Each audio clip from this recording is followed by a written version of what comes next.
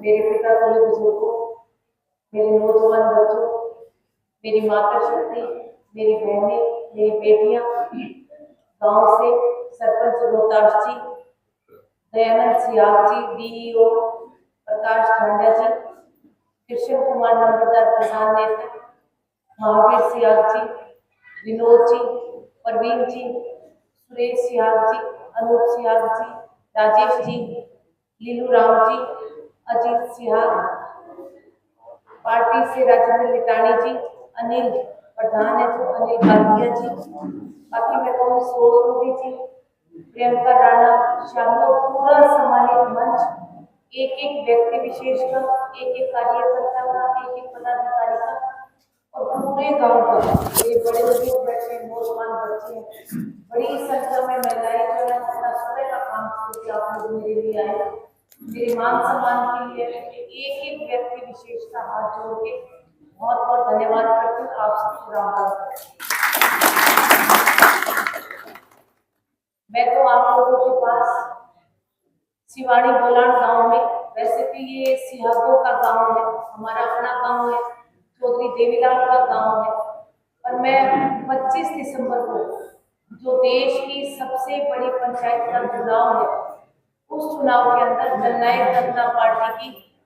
उम्मीदवार के तौर पर आप लोगों के बीच में आई हूँ। और मेरा जो चुनाव चिन्ह है वो चाबी का निशान है। मैं तो मेरे बड़े बुजुर्गों से उनका आशीर्वाद लेने के लिए आई हूँ, सहयोग लेने के लिए आई हूँ, आपका साथ मांगने आई हूँ और आपसे इसके लिए वोट की अपील करने आई हूँ कि 25 मई को जब आप वोट डालने के लिए जाओगे तो मेरे पक्ष में मतदान करके मेरे चाबी के निशान पर मोहर लगाकर सिवाड़ी गांव से मुझे विदेश दिलाने का काम करना, मुझे आशीर्वाद देने का। आज मैं कहूँगी जब से हरियाणा बढ़ा है तब से लेकर 2019 के इलेक्शन तक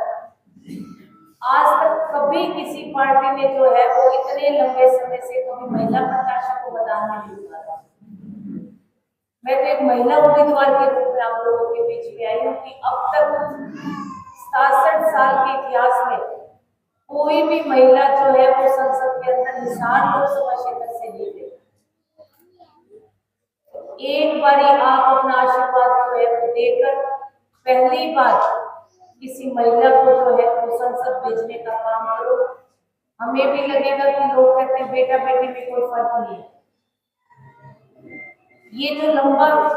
बेटा बेटी के फर्क वाला जो है मैं कहूँगी बहुत फर्क है। पिछले 67 सालों में क्या किसी पार्टी के पास कोई महिला उम्मीदवार नहीं थी? क्या कोई महिला संसद में जाने लायक ही नहीं थी इतने सालों में?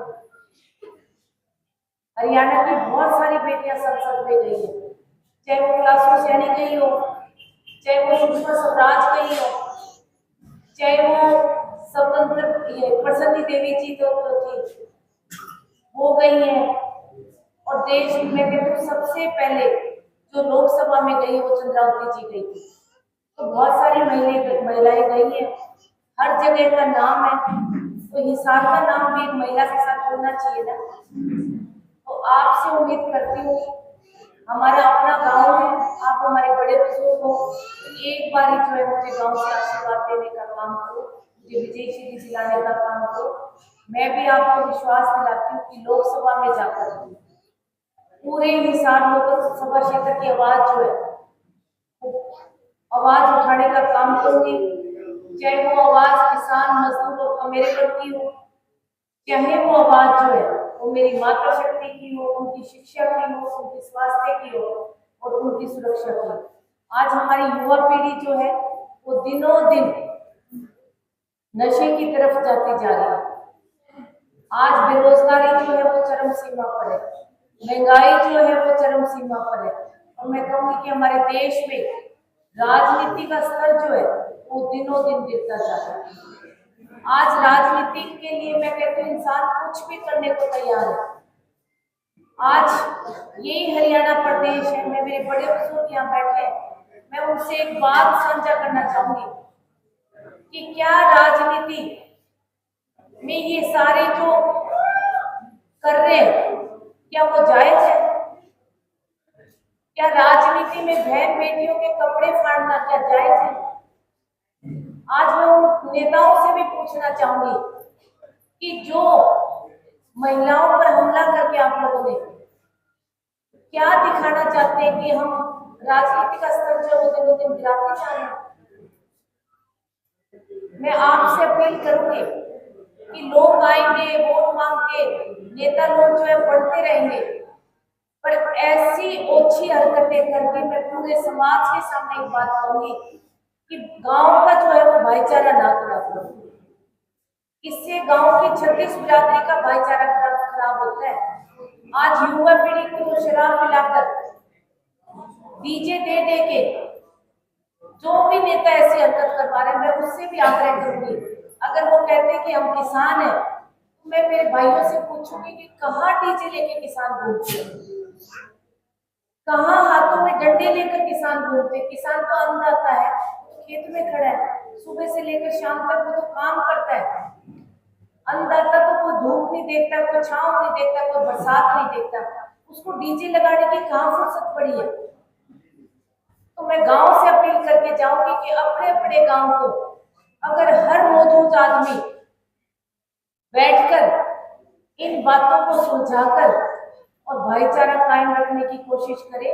तो मुझे लगता है ये जो एक आग फैली हुई है, और हर जगह मैं कहूंगी कि कोई भी बड़ी उम्र का आदमी नहीं है, 19 साल से लेकर 24 साल तक के बच्चे, इस चीज को दूर करने का काम करो मिल बांट के। क्योंकि देखो, आप लोगों ने गांव में इकट्ठा रहना है, 24 घंटे आप लोगों के घर इकट्ठे हैं। अगर गांव के लोग आपस में इस चीज को लेके भिड़ेंगे, आपस में बहसबाजी होगी, तो गांव का भाईचारा खराब होगा इससे, और किसी का कुछ नहीं बिगड़ना। और मुझे जब यूथ, मैं कहती हूँ बड़ा आदमी तो एक बार बात करो समझ तो सकता है, नौजवान बच्चा जब शराब पी के और इस तरह की हरकत करता है, तो उसको तो शायद मेरे को लगता है समझाना भी बहुत मुश्किल है। उसको खुद को ही नहीं पता कि वो करने क्या जा रहा है, क्योंकि वो उम्र ऐसी नादान उम्र है, 19 से लेकर 24 साल तक, कि वो जब जोश में आ जाता है तो उसको कुछ नहीं पता होता कि तेरे लिए क्या अच्छा है, तेरे लिए क्या बुरा है। तभी बच्चा जब नशा करने लगता है, तो मेरे को लगता है माँ को बाद में पता चलता है घरों में, जब दुनिया आके बताती है ना कि आपका बेटा जो है वो नशे में डूब चुका है। और मैं कहती हूँ नशे में जब बच्चा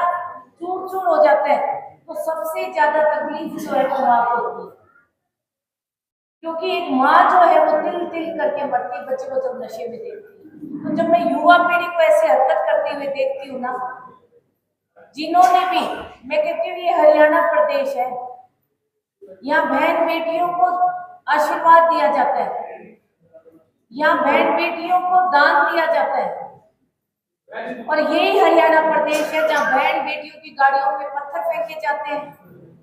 राजनीतिक, मैं कहूँ राजनीतिक आड़ लेके, किसानों की आड़ लेके जो भी अच्छी हरकत कर रहे हैं, जिन्होंने बहन बेटियों के कपड़े फाड़ने का काम किया, दुपट्टे खींचने का काम किया, तो मैं तो मेरे बड़े बुजुर्गों से, आप लोगों से आग्रह करूंगी, और मैं दुपट्टा फैला के जहां मेरे को बड़े बुजुर्ग दिख रहे, मैं उनसे आग्रह करती हूँ कि जो दुष्यंत चौटाला की माँ के साथ हो गया कोई बात नहीं इस चीज को लेकर, पर आगे आप इस यूथ को बचाने का काम करो, इन नौजवान बच्चों को जो है वो बचाने का काम करो, क्योंकि ये युवा पीढ़ी जो है वो दिनों दिन ऐसे ही खराब हो रही है कि मेरे जो नौजवान बच्चे, मैं कहूँगी बिल्कुल युवा बच्चे, आज जब हम गाँव में जाते हैं तो कई गाँव में हम देखते हैं कि इतने दारू में धत ये बच्चे, इनको कुछ होश नहीं, मतलब फिल्मी स्टाइल इन बच्चों ने अपना लिया बिल्कुल, एक मोटरसाइकिल पर बैठा है, एक मोटरसाइकिल पे खड़ा है। और मैं कहती हूँ कि चलो झंडे हाथ में लो, ये लोकतंत्र है, इस लोकतंत्र में आपको भी आवाज उठाने का अधिकार है, इस लोकतंत्र में अगर हम इलेक्शन लड़ रहे तो हमें भी वोट मांगने का अधिकार है। आप अपनी बात रखो, हम अपनी बात रखते हैं। अगर आप लोगों ने ये मन में ठान लिया कि हमने वोट नहीं देने, तो मेरे भाई मैं कहती हूँ वोट ना दो, पर ये बहन बेटियों की इज्जत के साथ मत खेलो कोई भी किसी भी गांव में। ये हमारे समाज के लिए मैं कहती हूँ एक जहर का काम करेगा, बहुत बड़ा नुकसान जो है। जब बाढ़ खेत को खाने लग जाती है ना, और एक युवा पीढ़ी मैं कहती हूँ वो बच्चे, मैं शायद उनकी माँ की उम्र की हूँ, सारे बच्चे जो है, जितने भी बच्चे थे ना, मैं कहती हूँ मेरे दिग्विजय से भी छोटे हो, बिल्कुल जवान बच्चे, उनके घरों में भी मेरी उम्र की माँ होगी, मेरी उम्र की सबके। पर मैं बच्चों, जितने यूथ भी यहाँ खड़े हैं बहुत सारे, मैं आपसे आग्रह कर रही हूँ मेरे नौजवान बच्चों कि घरों में माँ है, बहनें हैं, बेटियां हैं, हो सकता है जिनकी शादी हो उनके भी आगे बेटियां हो। इस समाज का भाईचारा ना खराब करो, इस समाज में बहन बेटियों की इज्जत ना उतारो, इस समाज में आप लोग जो हो वो दिन रात एक दूसरे के आमने सामने आप लोगों के घर है, दिन रात आप एक दूसरे के घरों में आना जाना है। प्लीज किसी के बहकावे में आकर आप आपसी जो प्यार है गांव का उसको खराब ना करो, नहीं तो एक दिन बहुत बड़ा नुकसान हो जाएगा। मैं कहती हूँ कि ये आग जो धीरे धीरे जो बढ़ रही है इस चीज की लेकर, ये आग धीरे धीरे हर गांव में जो है वो फैलनी शुरू हो जाएगी और एक समय के बाद मुझे लगता है हो सकता है इस चीज को हम रोक भी ना पाए। तो मैं तो हाथ जोड़ के आपसे अपील करके जा रही हूँ, मैं मेरा दुपट्टा फैला के ये बात, क्योंकि ये सियागों का गांव है, मैं आप लोगों से कह के जा रही हूँ कि प्लीज मेरी बात को एक बारी ध्यान से सुनने का काम करो, मन से सुनने का काम करो और हमारी जो युवा पीढ़ी है उसको बचाने का काम कर लो, क्योंकि बहुत मुश्किल हो जाएगी, बहुत मुश्किल हो जाएगी बात। क्योंकि मैं तो खुद कहती हूँ कि मैं इलेक्शन होने के बाद मैं उन बच्चों की माओ से मिलके आऊंगी एक बार, कौन आपके बच्चों को खराब कर रहा है, किसके इशारे पे ये यूथ जो ये काम कर रहे हैं। अगर कहते हैं कि हमें किसान जो है वो ये झंडा दे के भेज रहे हैं, तो मैं कहती हूँ कौन सी कोर्ट ऐसी है, कौन सी कोर्ट ऐसी है जिसने ये आदेश दे दिया कि आप गांव में जाओ, बहन बेटियों की लात मारो, उनके दुपट्टे खींचो, उन पे डंडे बरसाओ। तो मैं वोट की अपील के साथ साथ मैं पूरे सिवानी बोलान गांव के मेरे एक एक बड़े बुजुर्ग बैठे हैं, बहुत युवा शक्ति यहाँ खड़ी है, मेरी माता शक्ति खड़ी है, बहनों मैं आपसे भी आग्रह करूंगी कि अगर औरत चाहे ना तो बहुत सारे मामले जो है वो हल हो सकते हैं। ये मैं इसलिए आपसे नहीं कह रही माताओं से, बहनों से, कि ये मेरे साथ हुआ है, मैं इसलिए कह रही हूँ कि हर घर में जो है वो महिला है और हर घर में जवान बच्चे हमारे। आज अगर वो 10-15 किसी और के बच्चे हैं तो हो सकता है हमारे घरों में भी जवान बच्चे, वो भी लाइन पकड़ने का काम करेंगे, क्योंकि युवा पीढ़ी जो है 12वीं क्लास का बच्चा, मैंने 10वीं से 12वीं तक के बच्चों को मैंने देखा है कि जो उनके हाथ जब बड़े होते हैं तो शायद उनमें गुस्सा बहुत ज्यादा होता है, बहुत ज्यादा। और कॉलेज में मेरे को लगता है सिर्फ 3rd ईयर तक बच्चा जो है वो ना समझ होता है, बीए फाइनल में होने के बाद में शायद उसको भी भला और बुरा जो है वो समाज का पता चल जाता है। तो इस युवा पीढ़ी को बचाने का काम करो, इन नौजवान बच्चों को बचाने का काम करो, और ये जो हुआ है इस चीज को हर गांव मिल बैठ के शांति से निपटाने का काम करो, नहीं तो 36 बिरादरी का जो है वो भाईचारा खत्म हो जाएगा और ये जो बाढ़ है वो धीरे धीरे खेत को क्या खाएगी, मेरे को लगता है एक दिन गांव को खाने का काम करेगी। तो मैं पूरे सिवानी बोलान के जितने भी मेरे बड़े बुजुर्ग बैठे हैं, नौजवान बच्चे हैं, आपका धन्यवाद करूंगी कि आपने मेरे लिए समय निकाला। मैं माताओं का भी बहुत बहुत धन्यवाद करूंगी कि आपने मेरे लिए समय निकाला। और अंत में मैं कहूंगी कि 25 तारीख को जब आप वोट डालने के लिए जाओ तो मैं आपसे हाथ जोड़ के रिक्वेस्ट करूँ कि एक मौका जो है वो नैना चौटाला को देने का करो, एक मौका जो है वो मेरी चाबी को देने का करो, एक मौका जो है वो आशीर्वाद के रूप में आपके पास जो आपका एक एक कीमती वोट है उस वोट को मेरे पक्ष में डालकर मुझे यहाँ से जिताने का काम करो, मुझे संसद भेजने का काम करो। बहुत बहुत धन्यवाद।